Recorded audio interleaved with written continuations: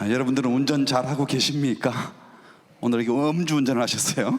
술을 먹고 핸들을 저렇게 꺾으면 버스가 어떻게 되나 걱정이 되던데, 운전을 내가 하면 안 되죠. 오늘 보니까 운전대를 예수님께 맡겨드려야 되는데 자기가 운전하면서 문제가 생길 것 같아요. 오늘 이 드라마를 보시면서 나는 전 술꾼도 아니고 또 수전노도 아니고 내가 무당 찾는 사람도 아니니까 난 잘 살고 있어, 혹시 그렇게 생각하시는 분 계십니까? 여러분들은 여러분 인생에 대해서 얼마나 만족하며 살고 계십니까? 오늘 우리 성경에 보면 나름대로 다 갖춘 것 같은데 참된 만족이 없어서 예수님을 찾아온 한 사람을 만나게 됩니다. 누가복음 18장 18절입니다. 성경에 보니까 어떤 관리가 물어 이르되 선한 선생님이여 내가 무엇을 하여야 영생을 얻으리까 하고 예수님을 찾아왔어요.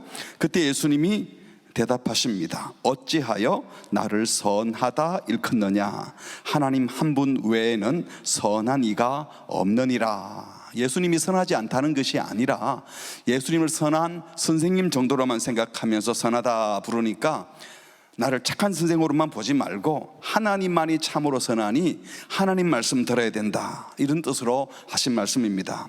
그리고는 영생을 얻기 위해서 제가 무엇을 해야 합니까? 묻는 이 청년에게 네가 계명을 알지 않느냐? 간음하지 말라, 살인하지 말라, 도둑질하지 말라, 거짓 증언하지 말라, 내 부모를 공경하라 하였느니라. 그랬더니 이 사람이 뭐라고 그럽니까? 이것은 내가 어렸을 때부터 다 지켰습니다. 아주 당당하게 말했습니다. 그래서 예수님이 이 대답을 들으시고는 너한테 아직 한 가지 부족한 것이 있으니 내게 있는 것을 다 팔아 가난한 자들에게 나눠주라. 그리하면 하늘에서 내게 보화가 있으리라. 그리고 와서 나를 따르라. 영생 얻고 싶으면 하늘의 보화를 쌓도록 가진 모든 재산 팔아서 가난한 자들에게 나눠주고 그리고 나를 따르라. 그랬더니 23절 같이 읽어볼까요? 시작. 그 사람이 큰 부자이므로 이 말씀을 듣고 심히 근심하더라. 이 사람은 부자였습니다.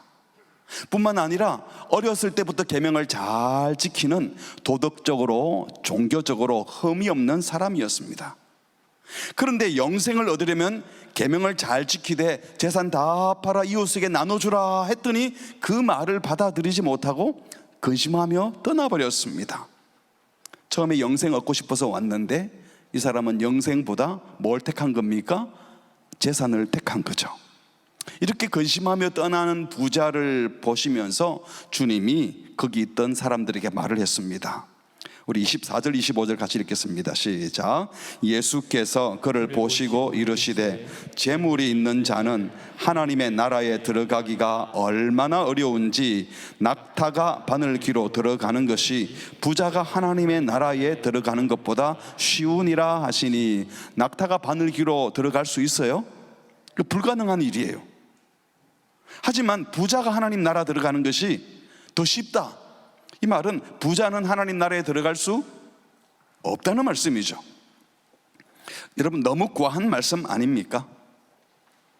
혹시 이 말을 듣고 그래, 부자는 천국 가면 안 돼, 편안하게 받아들여지시나요? 약간 걱정되시죠? 제가 보니까 이거 그러면 어떡하지? 아마 어떤 사람들은 그래도 그런 생각을 할 거예요. 그래, 맞아요. 가난한 자를 착취하지 않고 저런 부자가 될 수 없죠. 예수님 잘하셨어요. 저런 부자는 한 명도 천국 못 가게 해주세요. 제발 부탁이에요. 그렇게 생각하고 싶은 사람이 혹 있을지도 모르겠어요. 근데 오늘 성경에 보니까요, 듣고 있던 그 주변의 제자들이 그렇게 말하지 않고 당황해서 묻습니다. 뭐라고 합니까? 듣는 자들이 이르되 그런즉 그렇다면 도대체 누가 구원을 얻을 수 있다는 말입니까? 제자들 가운데도 부자가 있었던 것 같아요. 지난주에 우리가 함께 보았던 세리 마태는요, 세금을 착취하던 사람이었기 때문에 진짜 부자였습니다. 그리고 베드로와 안드레가 예수님이 나를 따르라 그럴 때 배와 그물을 버려두고 예수님을 따랐다 그랬어요. 자기 배를 갖고 자기 그물 갖고 고기 잡는 정도는요, 당시로는 부자였습니다. 그러니까 제자들 가운데서도 부자가 꽤 많이 있었는데 부자가 천국 갈 수 없다 그러니까 얼마나 황당했겠어요. 더군다나 당신은 이런 의식이 팽배했습니다. 착하게 살면 하나님이 복 준다. 물질적인 축복은 착한 행실의 결과고 하나님의 은총의 결과다. 이게 이제 기본적인 생각이었어요. 구약 성경에 보면 욥이라는 인물이 나오는데 욥은 엄청 부자였어요. 그가 하나님을 잘 경외했기 때문에 부자가 되었다, 이렇게 생각을 했습니다. 욥기에도 보면. 그런데 욥이 재난을 당해서 재산을 다 잃어버리고 자식들도 다 죽게 되었어요. 몸에 병까지 들었습니다. 근데 친구들이 뭐라고 했는가 하면 네가 범죄해서 하나님의 심판을 받는다 하고 단정을 해버린 겁니다. 그러니까 축복을 받은 것은 잘 살고 하나님을 경외한 결과고, 재산을 잃어버리거나 자식의 병이 드는 것은 하나님을 경외하지 않아서 벌 받은 결과다. 그러니까 부자는 복의 결과, 하나님의 축복 주신 결과라고 생각했는데, 지금 예수님이 하나님의 축복을 받은 부자가 천국 못 간다 그러니까 얼마나 황당했겠어요. 그러나 예수님은 지금 부가 선행의 결과라고 말한 적도 없지만 모든 부가 가난한 자의 것을 착취한 결과라고 말씀하신 적도 없어요. 만일 부자라는 게 진짜 문제라면 이 청년이 와서 제가 어떻게 하면 영생을 얻을 수 있겠습니까? 물을 때 대번에 아실 거 아닙니까? 야, 넌 안 돼. 넌 부자니까. 돈 많아서 안 돼. 이렇게 하셨겠지만 부자가 찾아왔을 때 그렇게 말하지 않았습니다. 어떻게 하면 영생을 얻겠습니까? 했을 때 너 계명 알지 않니? 하시면서 간음하지 말라. 무슨 말이에요? 남의 아내를 탐한 적이 있느냐? 살인하지 말라. 남의 목숨을 빼앗은 적이 있느냐? 도둑질하지 말라. 남의 것을 속여 빼앗은 적이 있느냐? 거짓 증언하지 말라. 위정을 해서 너의 유익을 챙긴 적이 있느냐? 네 부모를 공경하라. 실제로 부모를 잘 섬겼느냐? 이렇게 물었던 거예요. 그런데 이 청년이 뭐라고 대답했죠? 이것은 내가 어려서부터 잘 지켰습니다. 이게 문제입니다. 뭐가 문제라는 겁니까? 어려서부터 잘 지켰대요. 저는 종교적으로 아무 문제가 없습니다. 도덕적으로도 아무 문제가 없어요. 거기다가 돈도 많이 벌었어요. 이 많은 재산 속여 빼앗은 것도 아니고 훔친 것도 아니고 내가 돈 벌려고 나쁜 짓 한 적이 없습니다. 저는 죄 짓지 않았습니다. 그런데 왜 이렇게 허전할까요? 그래 놓고는 하는 말이 영생을 얻으려면 제가 뭘 더 해야 합니까? 이렇게 물은 겁니다. 영생을 얻기 위해서 제가 뭘 더 해야 합니까? 라고 질문했다는 것은요, 이 질문 속에 이 허전함을 내가 내 힘으로 메우고 싶은데 어떻게 하면 되겠습니까? 내 나름대로 열심히 살아왔는데 뭐가 부족해서 이런 겁니까? 내가 또 뭘 더 할까요? 내 힘으로, 내 노력으로 영생을 얻을 수 있다는 생각이 바닥에 깔려 있었던 거예요. 또 계명 지키라 그랬더니 어려서부터 다 지켰는데요. 이 말은 뭡니까? 나는 아무 문제가 없는 사람입니다. 도덕적으로 종교적으로 문제가 없는 사람입니다. 자기가 문제가 없다고 생각한 게 바로 문제였습니다. 이 청년이 사실 하나님의 계명을 잘 지킨다고 스스로 생각했지만 착각이었습니다. 죽이지 말라, 빼앗지 말라, 이 계명을 지켰는지 모르지만 사실 계명의 핵심은 하나님을 전심으로 사랑해서 하나님을 예배하고, 그리고 하나님이 사랑하는 많은 이웃들을 진심으로 사랑해서 너 자신처럼 이웃을 사랑하라, 이웃의 필요를 채워주라, 이 말씀이었어요.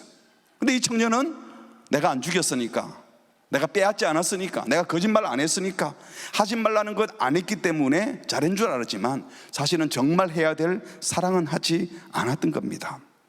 이 청년은 남을 살리려고 애를 쓴 적이 없어요. 남의 필요를 채워주려고 애를 쓰지 않았어요. 자기가 쓰고 남는 거 가지고 조금 구제도 하고 명목상에 좋은 일을 좀 했겠죠. 하지만 그는 진정으로 계명의 핵심인 이웃을 자기 몸처럼 사랑하지 않았습니다. 그래서 예수님이 한 말씀 더 하신 게 뭡니까? 네게 아직도 한 가지 부족한 것이 있으니. 이 말은요, 다 잘했는데 하나 부족하다, 이 말이 아니에요. 지금 자기가 문제가 없다고 생각하고 도덕적으로 종교적으로 문제가 없다고, 부자가 된 것도 나는 잘해서 된 거라고 생각하는 이에게 너의 생각에 문제가 있다, 너 율법 다 지켰다고 말하는데 문제가 있다는 것을 알려주시는 거예요. 그래서 뭐라고 하신 겁니까? 네가 정말 그렇다면 네게 있는 것을 다 팔아서 가난한 자들에게 나눠주라. 그래 하면 하늘의 보화가 있을 것이다. 너 영생 얻고 싶다며, 하늘 생명 얻고 싶으면 하늘의 보화를 쌓아야 돼. 그리고 다 팔아서 나눠준 다음에 나를 따르라. 그랬더니 청년이 큰 부자였기에 이 말씀을 듣고 심히 근심했다고 했습니다. 부자인 것이 문제가 아니라 포기할 돈이 많았어요. 이웃을 사랑하기 위해서 돈을 포기해야 되는데 그 돈을 포기할 수 없어서 이웃 사랑을 거부한 것이 문제입니다.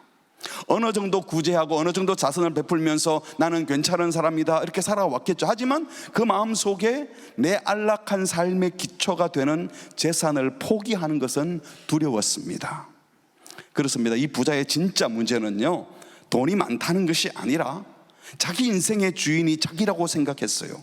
그래서 나는 도덕적으로 괜찮은 사람이다, 내가 내 힘으로 구원을 얻겠다 하며 계명을 잘 지킨다고 자부했는데 사실 이웃 사랑 하나도 제대로 안 하고 있었습니다.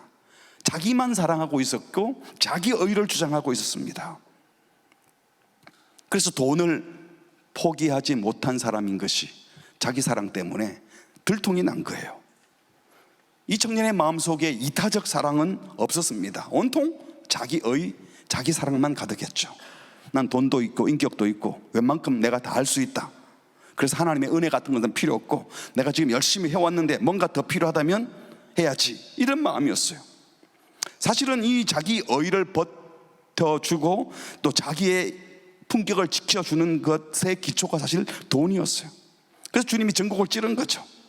가진 거 다 팔아 가난한 자들에게 나누어주고 하늘에 보아 쌓아라, 그리고 나를 따르라. 이 말은 네가 가진 집, 주식, 부동산, 은행 잔고 없어도 매달마다 입금되는 그 월급이 없어도 나를 예배할 수 있느냐? 정말 사랑하기 위해서 그것 다 처분할 수 있느냐? 진정 하나님이 네 인생의 주인이냐?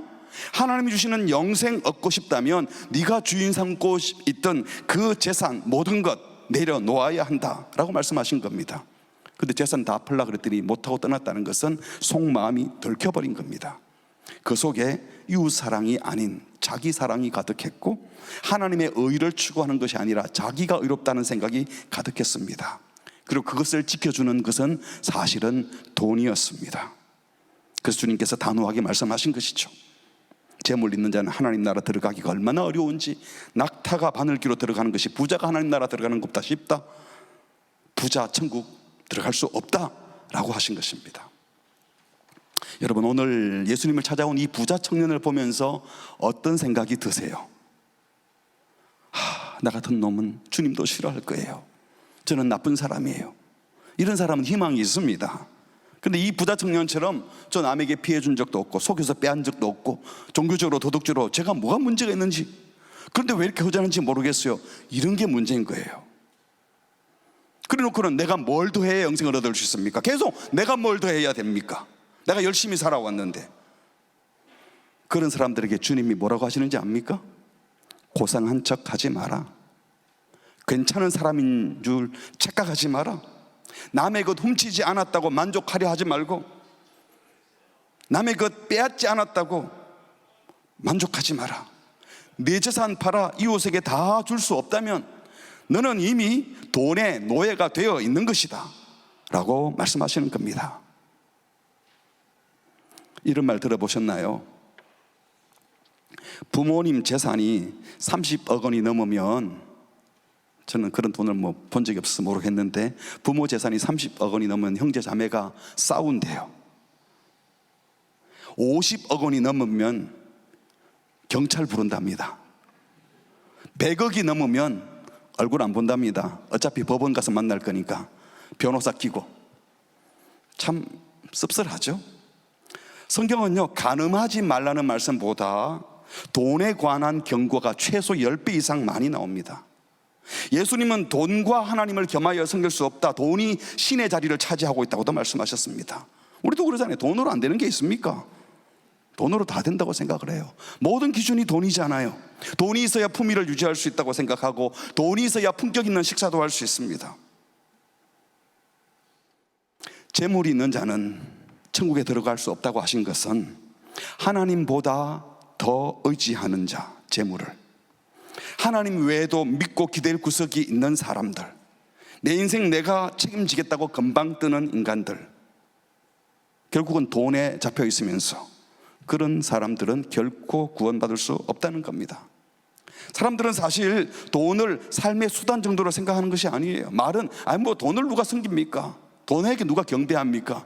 돈은 그냥 살아가는 수단이죠 라고 말하지만 대부분의 사람들은 이미 돈이 전부가 되어버렸습니다. 교묘하게 들어와서 돈이 전부예요. 정치도 다 돈으로 돌아가고 있고 교육도 다 돈으로 환산하고 있지 않습니까?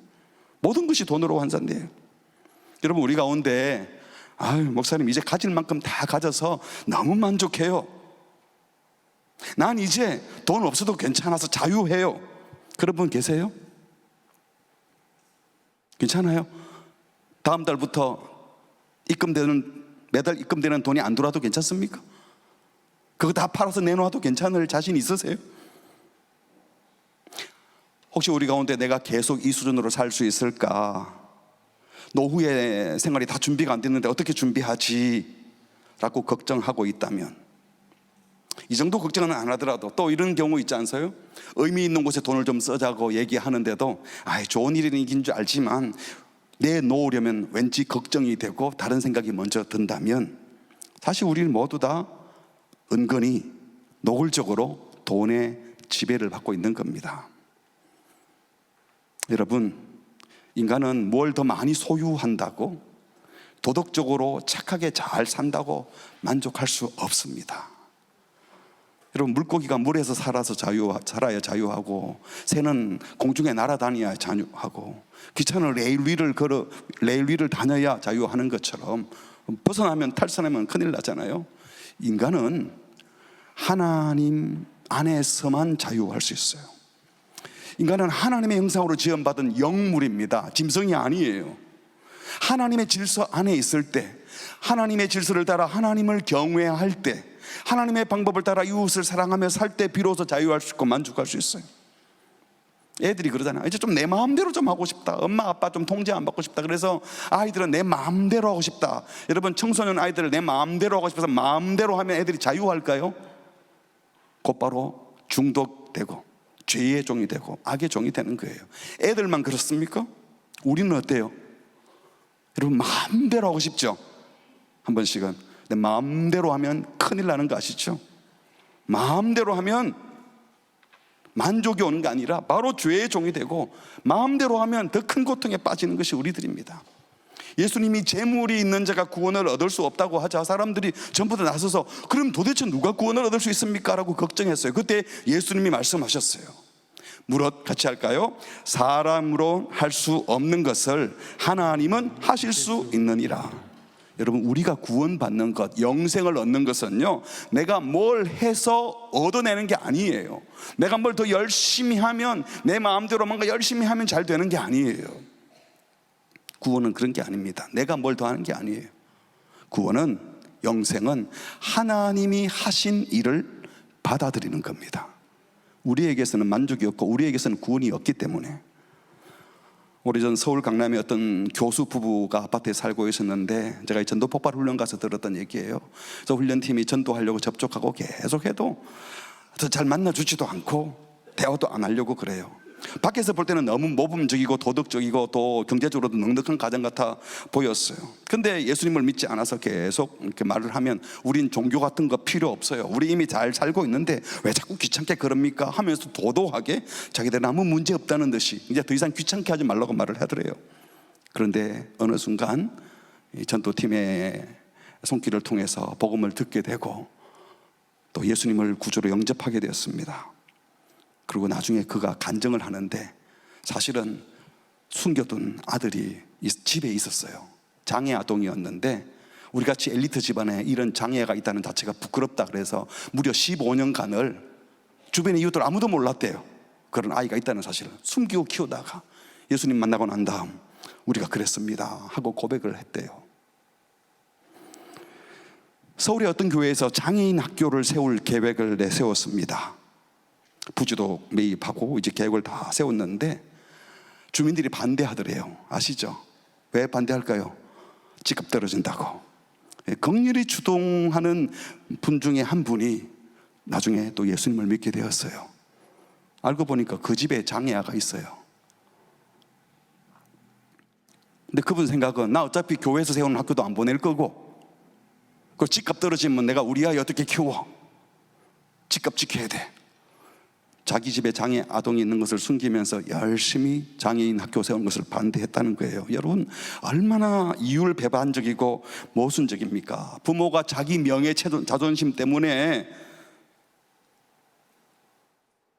자식을 숨기고 있고 자식보다 돈을 더 중요하게 생각하는 이런 모습이 바로 우리 죄인들의 모습 아닙니까?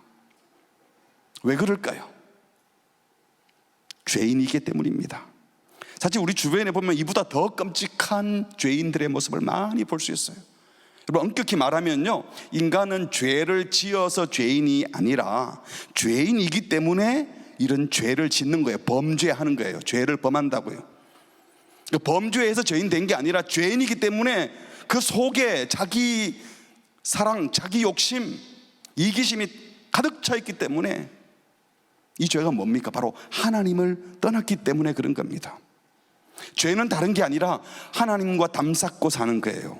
하나님 없이 내가 알아서 살겠다, 하나님께 순종하지 않고 내가 열심히 살겠다, 내가 종교적으로 도덕적으로 열심히 살면 된다고 하나님과 관계를 단절하고 자기 힘으로 살려는 그것이 바로 죄인 겁니다. 오늘 부자 청년처럼요, 도덕적으로 종교적으로 아주 괜찮아 보였지만 이 사람도 사실 하나님 사랑하지 않았습니다. 자기 능력을 믿었습니다. 자기 힘으로 살려는 자였어요. 아주 괜찮은 사람으로 보이려고 애를 쓰는 사람이었습니다. 그래서 내가 뭘 좀 더 할까요? 금방 들었습니다. 근데 속을 들여다보니까 돈을 버리지 못하는, 하나님을 무시하는 교만이 가득 차였고 자기 의를 주장하고 자기를 증명하려는 애를 쓰고 있었는데 결국은 돈만 믿고 있는 사람이었어요. 다 죄인이기 때문에 그렇습니다. 그래서 성경은 말합니다. 로마서 3장 23절에 모든 사람이 죄를 범하였으며 하나님의 영광에 이르지 못하더니, 엄격히 말하면 모든 사람이 죄인이기 때문에 범죄하게 되고, 그렇게 범죄하는 인간들은 아무리 애를 써도 하나님의 그 거룩한 영광에는 도달할 수 없다, 구원받을 수 없다는 겁니다. 그러니 당연히 하나님 예배하지 않고 내 힘으로 내 인생 책임지겠다고 삽니다. 근데 그 결과가 뭡니까? 죄의 싹선 사망입니다. 야고보서 1장에 보니까 작은 욕심이 잉태해서 죄가 되고 그 죄가 자라서는 결국은 사망을 낳는다. 우리가 다 죄인이기 때문에 결국은 사망에 이를 수밖에 없는 처지에 있는 겁니다. 한 번 죽는 것은 정해진 것이요, 세상 사람들은 죽으면 다 끝인 줄 알아요. 여러분, 죽으면 끝 아닙니다. 짐승들이나 다른 것들은 죽으면 끝일지 모르지만 우리는 영혼을 가진 영물이기 때문에 죽으면 끝이 아니에요. 죽음 이후에 세계가 있고 죽음 이후에 심판이 기다리고 있습니다. 이 죄 문제가 해결되지 않고 하나님의 관계가 회복되지 않은 영혼들은 죽음 이후에 영원한 하나님의 심판을 받아 영벌에 처하게 될 것입니다. 그런데 우리 하나님은 어떤 분이십니까? 요한일서 4장에 보니까 사랑하는 자들아 우리가 서로 사랑하자, 같이 읽을까요? 사랑은 하나님께 속한 것이니 사랑하는 자마다 하나님으로부터 나서 하나님을 알고 사랑하지 아니하는 자는 하나님을 알지 못하나니 이는 하나님은 사랑이심이라. 하나님 자체가 사랑이다. 하나님이 사랑 그 자체라고 했어요. 그래서 어떤 죄와 허물도 용서하십니다. 오늘 저와 여러분이 하나님의 사랑이 아니라면 이 자리에 앉아 있을 수도 없어요. 그 죄값을 바로 심판했다면 우리는 영벌에 이미 처해졌어야 합니다. 그런데 그 하나님은 사랑의 하나님일 뿐만 아니라 하나님의 속성에 크게 두 가지, 하나는 사랑의 하나님, 또 하나는 공의의 하나님이세요. 출애굽기 34장에 보니까 벌 받을 자는 절대로 벌을 면죄해 주지 않고 아버지의 그 악행을 자손 3, 4대까지 철저히 보응하시는 하나님이시래요. 왜 하나님이 사랑의 하나님이다 또 왜 공의의 하나님입니까? 여러분, 만약 인간들이 누군 것을 빼앗고 해치고 죽이고 온 세상을 어지럽히는데도 괜찮다, 나는 사랑의 하나님이니까 하고 내버려 두면 인간들 가운데 빼앗기는 사람, 죽임당하는 사람, 고통당하는 사람, 억울한 사람이 얼마나 많아지겠어요. 그래서 하나님은 결코 범죄자를 내버려 두지 않습니다.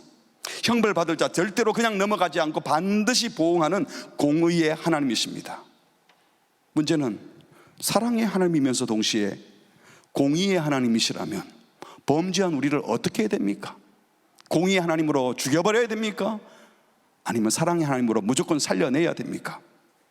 이 문제를 해결한 것이 바로 예수 그리스도의 십자가입니다.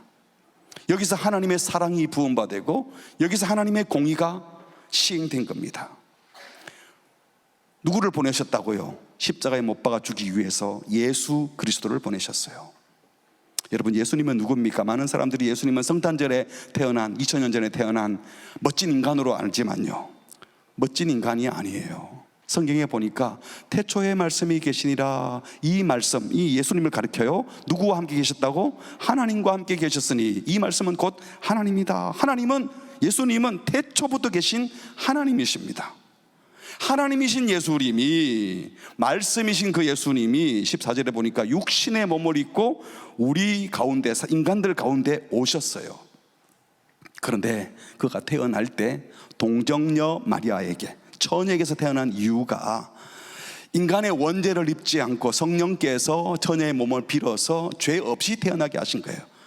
그러니까 참 하나님이면서 참 사람이신 그분, 그런데 죄는 전혀 없는 그분이 이 땅에 오셨어요. 왜 오셨냐? 오신 목적을 예수님 스스로 이렇게 말했습니다.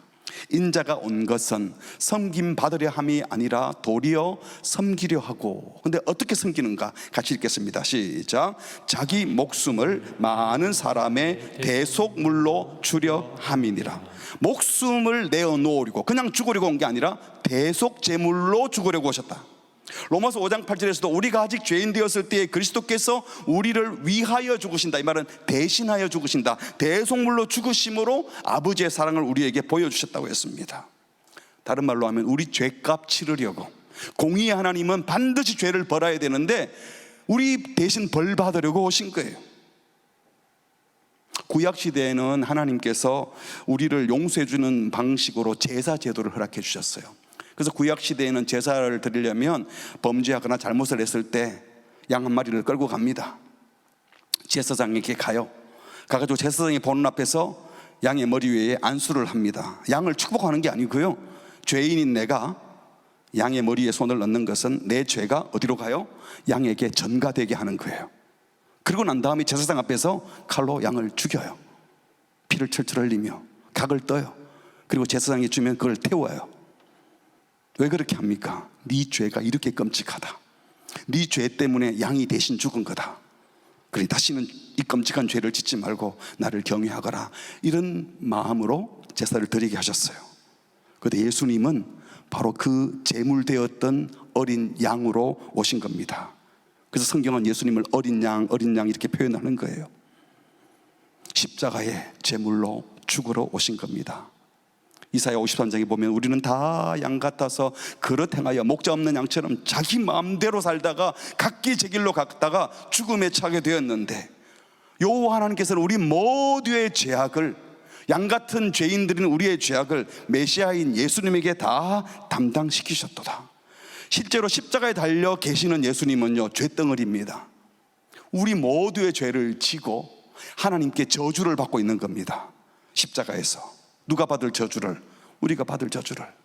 나의 하나님, 나의 하나님, 어찌하여 나를 버리셨나이까? 외칩니다. 절규합니다. 고통스러워하십니다. 누구 때문에? 우리 때문에. 우리가 받아야 될 고통과 우리가 부르짖어야 될 절규를 주님이 대신하신 것입니다. 주님이 그렇게 죽으심으로 우리의 죄값을 다 치르시고 3일 만에 부활하셨습니다. 그래서 우리에게 새 생명을 주신 것입니다.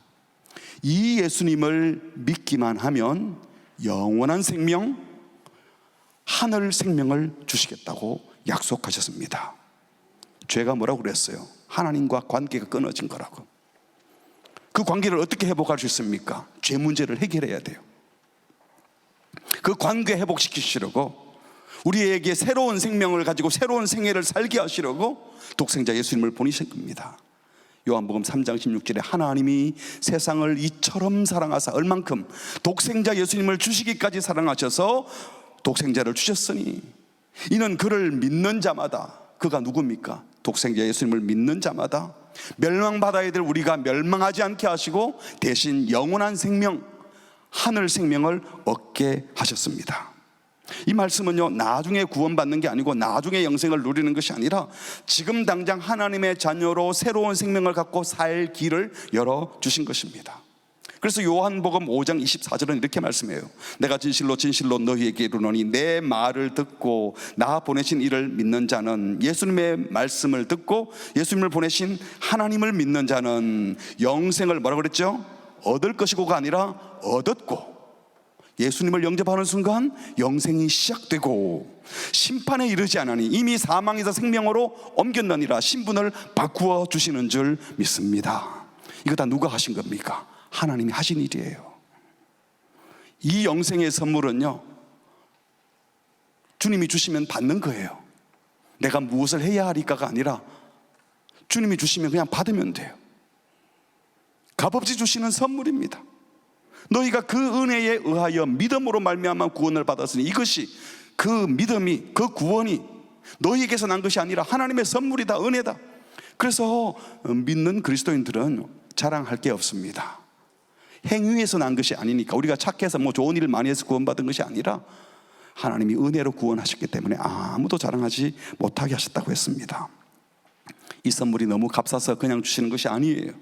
우리 인간이 감히 갚을 수 없는, 우리가 행동으로, 행위로 결코 얻을 수 없는 값비싼 구원이기 때문에 주시는 겁니다. 여러분, 우리 인생에 정말 중요한 것은 다 공짜로 쓰고 있는 거 아시죠? 공기, 물, 뭐 요즘 물도 막 팔긴 하지만, 그러나 그 기본적인 물은 하나님이 다 주실 거예요. 공기도 하나님 주시는 거예요. 생명도 하나님 주셔서 살고 있는 거예요. 매일매일 생명값을 내고 삽니까? 주님이 그냥 주신 거예요. 영원한 생명도 예수 그리스도 안에서 우리에게 값없이 은혜로 선물로 주시는 줄 믿습니다. 오늘 본문에 등장한 이 부자 청년처럼 영생을 얻기 위해서 제가 무엇을 해야 됩니까? 여러분, 이런 금방 떨지 마세요. 그러지 않아도 됩니다. 내가 무엇을 해서 결코 인생의 만족을 얻을 수 없어요. 아무리 도덕적으로 잘 살아보세요. 만족할 수 있나? 우리가 죄인인데, 부자는 천국에 들어갈 수 없다고 하셨을 때 도대체 누가 구원받는 겁니까? 제자들마다 놀랐어요. 그때 주님이 말씀하셨다고 했죠. 사람으로는 할 수 없다. 아무 사람도 할 수 없다. 그러나 하나님은 하실 수 있다. 따라합시다. 우리가 할 수 있는 것은 아무것도 없습니다. 아무것도 없습니다. 우리가 할 수 있는 건 없어요. 하나님이 주신 선물을 감사함으로 받는 겁니다. 선물 받는데 조건이 없어요. 선물 주시면 고마워하면 돼요. 선물은 값을 지불하지 않습니다. 꼭 갚아야 되는 게 아니에요. 주님이 바라는 것은 계산하기를 바라는 것이 아니라 그 은혜에 감사하며 살기를 바라는 거예요. 내가 주는 사랑 감사하면서 받거라. 뭐 자꾸 주고받고 거래하려고 하니 내가 너무 좋으면 죄가 싫어질 거야. 내가 너를 얼마나 사랑하는지 알면 너도 다른 사람을 사랑하게 될 거야. 네 인생을 네가 책임지려고 하지 말고 나한테 맡기지 않겠니? 운전대를 네가 잡고 있지 말고 아예 운전대를 나에게 주거라. 나를 뭐 첫 자리에 모신다 이러지 말고 아예 내가 운전할게. 너는 나를 따르거라. 주님이 말씀하시는 것입니다. 사랑하는 성도 여러분, 오늘 또 처음 복음을 듣는 여러분, 저는요, 오늘 이 예배를 드리고 제 생애가 끝나도 겁날 것이 없습니다. 천국 갈 테니까. 여러분도 그러세요? 혹시 그렇지 못한 분이 계시면 그 은혜를 주셨으면 좋겠어요. 한 번씩은 그랬어요. 그래도 아직 독립하지 않은 이 셋째 넷째 얘네들이 독립할 때까지는 좀 살았으면 좋겠다. 간혹 그런 생각을 한 적이 있었는데 그것도 주님께 맡겨드립니다. 신부산 교회 제가 없는다고 안 됩니까? 주님의 교회인데 주님이 하실 텐데요. 모든 걸 주께 맡겨드리고 주님이 주인 되면 마음이 평안합니다. 여러분 어떠세요? 주님을 모셔드리고 주님께 여러분의 마음의 운전대를 맡겨드리지 않겠습니까? 뭘 더 해야 합니까? 이러지 마시고 하나님이 하신 일을 아멘 하고 받아들이시기 바랍니다. 주님이 하신 일을 다시 정리해 드릴게요. 우리 하나님이 하신 일은요, 한 사람 한 사람을 사랑하셔서 풍성한 삶을 준비하고 계시고 우리가 풍성한 삶을 살기를 원하십니다.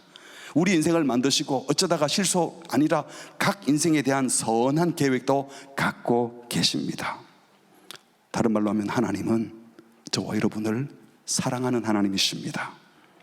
그런데 주님이 약속한 풍성한 삶을 살지 못하는 이유, 그것은 하나님이 실수해서가 아니라 우리가 하나님을 떠났기 때문입니다. 하나님을 떠난 죄 때문에, 하나님을 떠난 죄인이기 때문에 또 다른 죄를 계속 짓는 거예요. 그래서 그 죄 짓다가 영원한 지옥 형벌에 처하게 된 죄인임을 인정하는 것이 우리가 할 일입니다. 주님은 나를 사랑하시는데 내가 주님을 모르고 지내고 주님을 떠난 죄인입니다.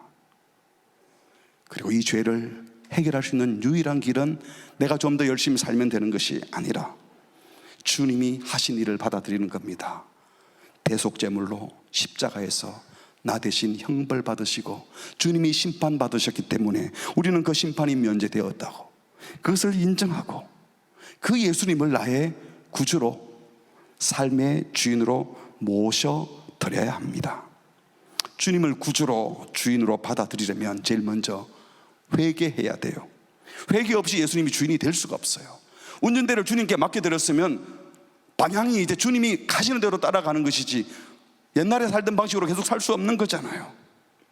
죄가 싫어져야 돼요. 공평, 정의, 자비, 긍휼을 베푸는 것이 좋아지는 겁니다. 썩어 없어질 것, 부정, 엄난, 더러운 것들이 싫어지고 영원한 천국을 사모하면서 더 용서하고 더 사랑하고 싶고 허물을 덮어주고 싶고 평화를 이루고 싶어지는 겁니다. 그리고 중요한 것은요, 그때 비로소 자유하는 인생이 되는 겁니다. 이 모든 것을 믿음으로 받아들이고 싶다면 여러분 진실된 마음으로, 다른 것이 아니라 그리스도를 영접하는 겁니다. 요한복음 1장에 보니까 영접하는 자, 곧 그 이름을 믿는 자들에게는, 영접한다는 것은 문을 열고 어서 오세요, 웰컴, 환영합니다 하는 것처럼 우리가 마음문을 열고 예수님 들어오세요 라고 말하는 거예요. 그게 뭐라고요? 그 이름을 믿는다. 예수님의 이름, 뭘 말합니까? 예수님이 누구신지, 예수님이 무슨 일을 하신 분인지 들었잖아요.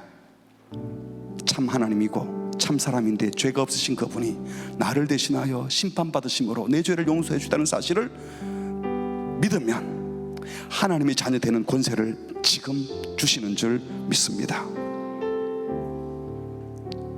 예수님을 믿고 싶다면 여러분의 죄인됨을 고백하고 회개하십시오.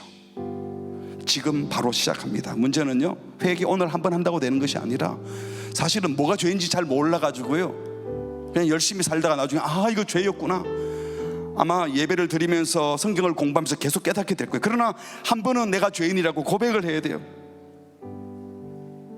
그리고 계속 십자가인에 더 감사하게 될 겁니다. 두 번째는 신뢰의 대상을 바꿔야 됩니다. 지금까지 뭘 믿고 살아왔습니까?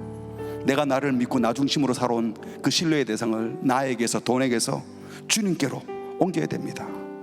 그리고 마지막으로 주님께 여러분 자신을 위탁하십시오. 아까 운전대를 주님께 맡기는 것처럼.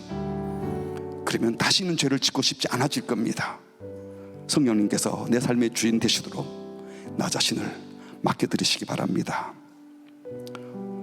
우리 기도하겠습니다. 눈을 다 감으시고, 아마 오늘 예배에 오신 분들 가운데 초대받아서 오신 분들 계실 거예요. 그리고 또 어떤 분들은 예배당에 출입은 오래 했지만 한 번도 예수님을 저의 구주로, 주인으로 영접합니다 하고 공식적인 고백을 못한 분이 계실 수도 있습니다. 근데 그 고백 필요해요. 제가 여러분에게 묻고 싶습니다. 여러분 2000년처럼 잘 살아오셨나요? 도덕적으로, 종교적으로 열심히 살아오셨습니까? 그러나 허무한 인생임을 인정하지 않습니까? 정말 만족하세요?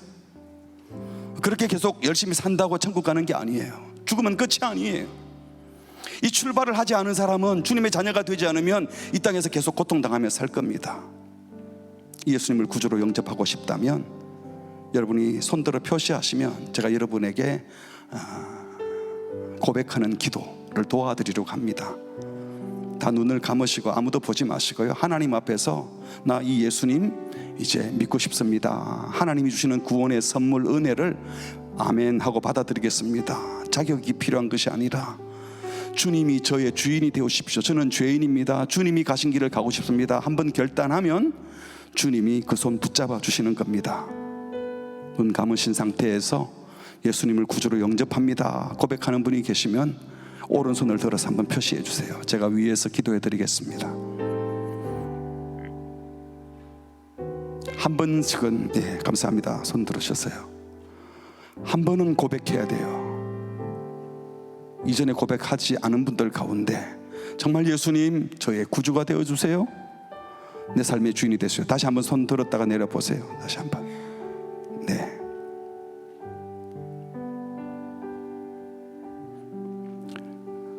머뭇거리지 마시고, 네, 감사합니다. 마음에서 주님 저의 주인이 되어주세요. 저의 구주가 되어주세요. 네, 고맙습니다. 네, 감사합니다.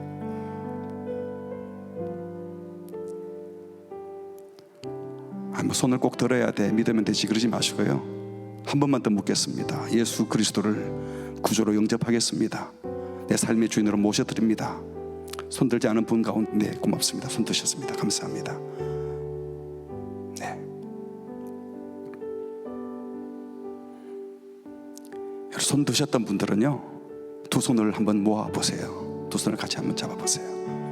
그리고 이미 예수 그리스도를 구주로 영접했던 믿음의 식구들, 제가 한번 기도할 때 여러분이 그분들을 돕는 마음으로 따라 하시고, 손 잡으신 분들은 제가 여러분을 위해서 기도를 가르쳐 드릴 테니까 마음에 합하면 따라서 한번 기도해 보세요. 다시 한번요. 지금이라도 늦지 않았습니다. 예수님을 구주로 영접합니다. 마음 먹는 분들은 두 손을 한번 모아 보십시오. 네. 제가 기도할 때 한번 저를 따라서 기도하겠습니다. 우리 믿음의 지체들도 같이 그분들을 돕는 마음으로 기도하겠습니다. 하나님, 저는 죄인입니다.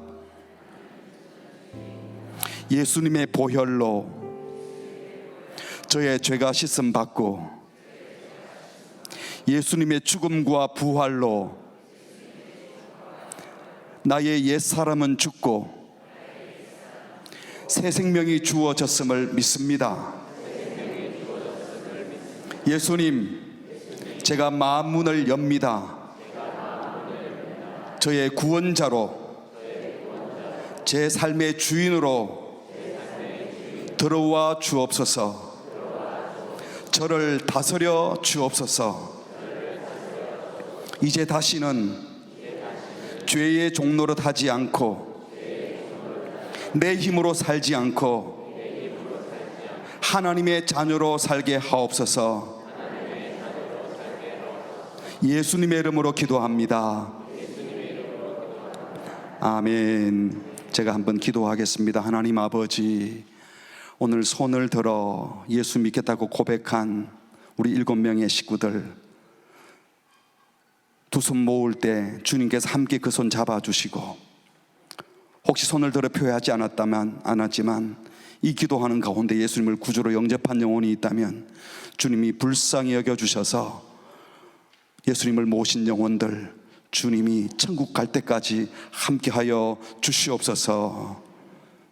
예수님을 영접한 귀한 지체들이 이제는 세상의 허무한 것에 마음 빼앗기지 않게 하시고 오직 예수님 붙들고 예수님과 동행하는 복된 생애가 되게 하여 주시옵소서. 예수님의 이름으로 기도합니다. 아멘.